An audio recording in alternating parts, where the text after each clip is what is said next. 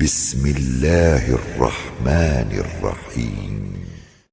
سبح اسم ربك الأعلى الذي خلق فسوى والذي قدر فهدى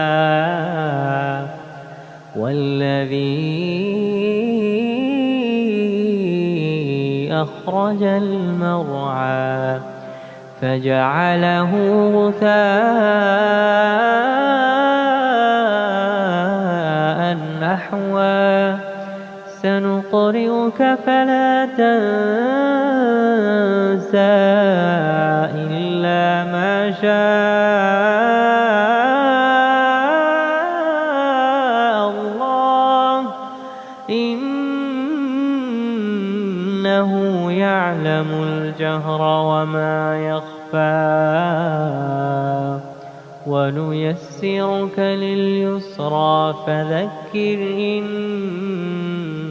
نفعت الذكرى سيذكر من يخشى ويتجنبها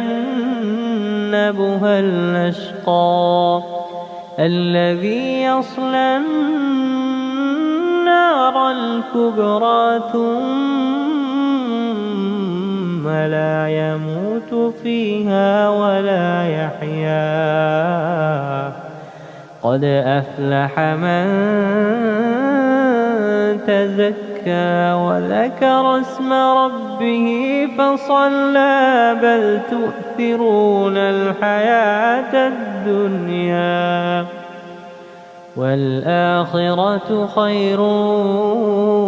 وأبقى إن هذا لفي الصحف الأولى صحف إبراهيم وموسى